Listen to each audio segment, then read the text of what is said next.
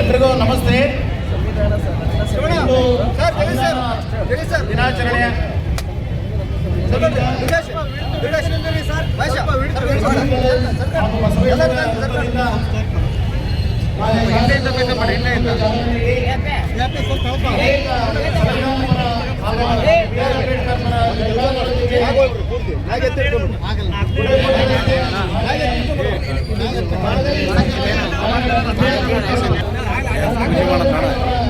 Netravati madam ಅವ್ರನ್ನ, ಹಾಗೆಯೇ ನಮ್ಮ ತಾಲೂಕ್ ಪಂಚಾಯತಿ ಇವರಾಗಿರ್ತಕ್ಕಂಥ ನರಸಪ್ಪ ಸರ್ ಅವ್ರನ್ನ, ಹಾಗೆಯೇ ನಮ್ಮ NGO ಅಧ್ಯಕ್ಷರಾಗಿರ್ತಕ್ಕಂಥ ವೆಂಕಟೇಶಣ್ಣವ್ರನ್ನ, ಹಾಗೆಯೇ ಎಲ್ಲ ತಾಲೂಕು ಮಟ್ಟದ ಅಧಿಕಾರಿಗಳನ್ನ, ಹಾಗೆಯೇ ದುರ್ಗೇಶ್ ಜಿಲ್ಲಾ ಸಂಘಟನಾ ಸಂಚಾಲಕರು ದಲಿತ ಸಂಘರ್ಷಣಾ ಸಮಿತಿ, ಹಾಗೆಯೇ ದುರ್ಗೇಶ್ ವಕೀಲರು ಸಂಘಟನಾ ಕಾರ್ಯದರ್ಶಿಗಳು ವಕೀಲರ ಸಂಘ, ಹಾಗೆಯೇ ಬಂಡೆ ರಾಘವೇಂದ್ರಣ್ಣ, ಆಮೇಲೆ ಕಾಟೇರ್ ಹಾಲೇಶಣ್ಣ ಕರ್ನಾಟಕ ರಕ್ಷಣಾ ವೇದಿಕೆ ಅಧ್ಯಕ್ಷರು, ಹಾಗೆಯೇ ಎಲ್ಲ ಸರ್ವ ಸಂಘಟನೆಗಳ ಅಧ್ಯಕ್ಷರನ್ನ ಮತ್ತು ಸರ್ವ ಸದಸ್ಯರನ್ನ, ಹಾಗೆಯೇ ನಮ್ಮ ಹಿರೇಕುಂಬಳಗುಂಟೆ ಉಮೇಶ್ ಅಣ್ಣರನ್ನ, ಹಾಗೆಯೇ ಎಲ್ಲ ತಾಲೂಕು ಮಟ್ಟದ ಅಧಿಕಾರಿಗಳನ್ನ, ಹಾಗೆಯೇ ಎಲ್ಲ ಪತ್ರಿಕಾ ಮಾಧ್ಯಮ ಮಿತ್ರರನ್ನ, ಹಾಗೆಯೇ ಎಲ್ಲ ಶಾಲಾ ಕಾಲೇಜುಗಳಿಂದ ಆಗಮಿಸಿರುವಂತಹ ಎಲ್ಲ ಪ್ರಾಂಶುಪಾಲರನ್ನ, ಹಾಗೆಯೇ ಉಪನ್ಯಾಸಕರನ್ನ, ಹಾಗೆಯೇ ನಮ್ಮ ಎಲ್ಲ ಪ್ರೌಢಶಾಲೆಗಳಿಂದ ಆಗಮಿಸಿರ್ತಕ್ಕಂಥ ವಿದ್ಯಾರ್ಥಿಗಳನ್ನ, ಹಾಗೆಯೇ ಶಿಕ್ಷಕರನ್ನ, ಮುಖ್ಯ ಶಿಕ್ಷಕರನ್ನ ಹಾಗೂ ಎಲ್ಲ ಸಾರ್ವಜನಿಕರನ್ನ ಆತ್ಮೀಯವಾಗಿ ಈ ಒಂದು ಬಹು ಪ್ರಶಂಸನಾ ಕಾರ್ಯಕ್ರಮಕ್ಕೆ ತಮ್ಮೆಲ್ಲರನ್ನ ಆತ್ಮೀಯವಾಗಿ ಮತ್ತೊಮ್ಮೆ ಸ್ವಾಗತವನ್ನು ಕೋರ್ತಾ ಇದ್ದೇನೆ. ಈ ಕಾರ್ಯಕ್ರಮದಲ್ಲಿ ನಮ್ಮ ಆಗಿರ್ತಕ್ಕಂಥ ಮೈಲೇಶ್ ಸರ್ ಅವರು ಅತ್ಯಂತ ಗೌರವದಿಂದ ಉದ್ಘಾಟನೆಯನ್ನು ಮಾಡಿರ್ತಕ್ಕಂತಹ ನಮ್ಮ ಕ್ಷೇತ್ರದ ಅತ್ಯಂತ ಹೆಮ್ಮೆಯ ಶಾಸಕರಾದ ಸನ್ಮಾನ್ಯ NT ಶ್ರೀನಿವಾಸ ಸಾಹೇಬ್ರೆ, ಹಾಗೂ ಎಲ್ಲ ತಾಲೂಕು ಮಟ್ಟದ ಅಧಿಕಾರಿಗಳೇ, ಎಲ್ಲ NGO ಅಧ್ಯಕ್ಷರೇ, ದಲಿತ ಸಂಘರ್ಷ ಸಮಿತಿಯ ಎಲ್ಲ ಪದಾಧಿಕಾರಿಗಳೇ, ಎಲ್ಲ ನಾಗರಿಕ ಬಂಧುಗಳೇ, ಹಾಗೂ ಎಲ್ಲ ಪ್ರೀತಿಯ ವಿದ್ಯಾರ್ಥಿನಿಯರು, ನಾನು ಬಹಳಷ್ಟು ಮಾತಾಡಲ್ಲ, ಬಹಳ ಸ್ಪಷ್ಟವಾಗಿ ಸಂವಿಧಾನ ರಚನಾ ಸಭೆಯ ಒಬ್ಬ ಸದಸ್ಯ ಕೃಷ್ಣಮಾಚಾರಿ ಅಂತ ಹೇಳಿ ಅವರು ಪಾರ್ಲಿಮೆಂಟ್ರಿ ಸಭೆಯನ್ನು ಮುಗಿಸಿ ಹೊರಗಡೆ ಬರ್ತಾ ಇರ್ತಾರೆ. ಅವ್ರು ಹೇಳ್ತಾರೆ, ಬಹಳಷ್ಟು ಚೆನ್ನಾಗಿ ಹೇಳ್ತಾರೆ. ಅದು ಬಹುತೇಕ ಈ ದೇಶದ ಪ್ರತಿಯೊಬ್ಬ ನಾಗರಿಕರು ಕೂಡ ಗಮನಿಸ್ತಕ್ಕಂಥ ವಿಷಯ. ಯಾಕಂದ್ರೆ ಎಲ್ಲ ಒಂದ್ ಕಡೆ ಒಂದು ತಪ್ಪು ಸಂದೇಶ ಹೋಗ್ತಾ ಇದೆ.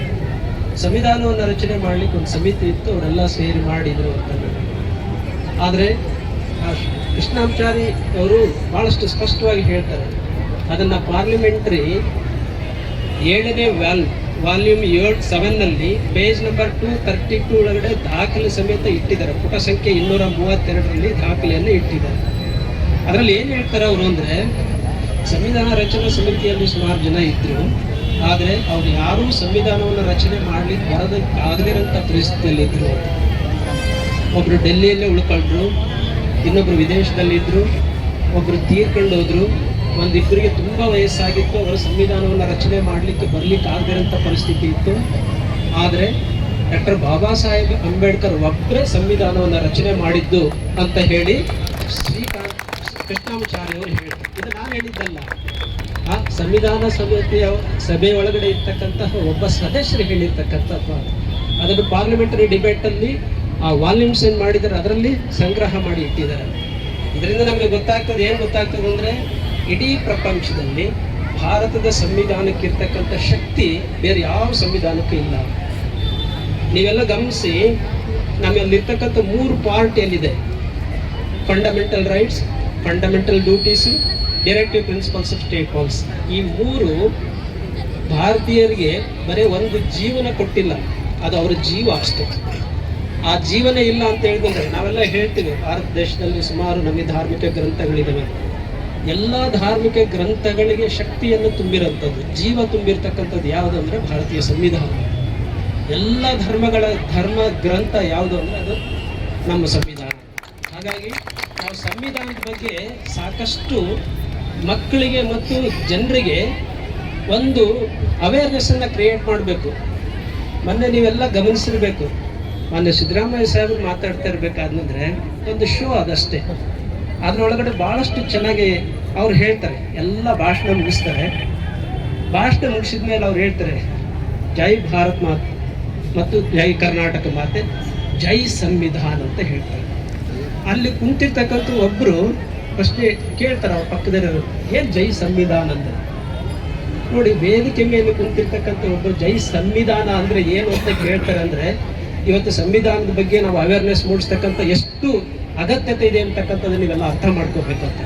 ಹಾಗಾಗಿ ಕಳೆದ 10 ವರ್ಷಗಳ ಹಿಂದೆ ಈ ದೇಶದಲ್ಲಿ ಸಂವಿಧಾನದ ಬಗ್ಗೆ ಸಾಕಷ್ಟು ಪ್ರಚಾರವನ್ನು ಕೊಡಬೇಕು ಅಂತ ಹೇಳಿ ಏನು ಪ್ರಯತ್ನವನ್ನು ನಡೆದಿದೆಯಲ್ಲ, ಇದು ನಿಜವಾಗ್ಲೂ ನಾವೆಲ್ಲರೂ ತುಂಬ ಗೌರವಿಸ್ತಕ್ಕಂತಹ ಕ್ಷಣ ಅಂತೇಳಿ. ಹಾಗಾಗಿ ಇವತ್ತು ಏನು ಸಂವಿಧಾನ ದಿನಾಚರಣೆ ತುಂಬ ವಿಜೃಂಭಣೆಯಿಂದ, ಬಹುತೇಕ ನನ್ನ ಪ್ರಕಾರ ವಿಜಯನಗರ ಜಿಲ್ಲೆಯಲ್ಲಿ ಇಷ್ಟೊಂದು ಅದ್ದೂರಿಯಾಗಿ ಎಲ್ಲೂ ಮಾಡಿಲ್ಲ ಅಂತ ನಾನು ಭಾವಿಸ್ತೀನಿ.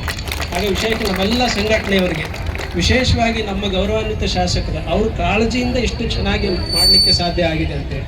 ಹಾಗಾಗಿ ಮಾನ್ಯ ಶಾಸಕರಿಗೂ ಮತ್ತು ತಮ್ಮೆಲ್ಲರಿಗೂ ಕೂಡ, ಮಾಧ್ಯಮ ಮಿತ್ರರಿಗೂ ಕೂಡ ಅಭಿನಂದನೆಗಳನ್ನು ಸಲ್ಲಿಸಿ, ಸಂವಿಧಾನವನ್ನು ಉಳಿಸೋಣ. ಇದೆಲ್ಲ ನಮ್ಮ ಶಕ್ತಿ, ಇದು ನಮಗೆ ಜೀವ, ಇದೇ ನಮಗೆ ಜೀವನ. ಹಾಗಾಗಿ ಈ ಸಂವಿಧಾನವನ್ನು ಉಳಿಸ್ತಕ್ಕಂಥ ಪ್ರಯತ್ನ ಎಲ್ಲರ ಮೇಲೆ ಇದೆ, ಎಲ್ಲರ ಜವಾಬ್ದಾರಿಯಾಗಿದೆ ಅಂತಕ್ಕಂಥ ಮಾತನ್ನು ಹೇಳಿ ನಿಮ್ಮೆಲ್ಲರಿಗೂ ಶುಭಾಶಯಗಳನ್ನು ಕೋರಿ ನನ್ನ 2 ಪ್ರಾಸ್ತಾವಿಕ ಮಾತನ್ನು ಮುಗಿಸ್ತು. ನಮಸ್ಕಾರ.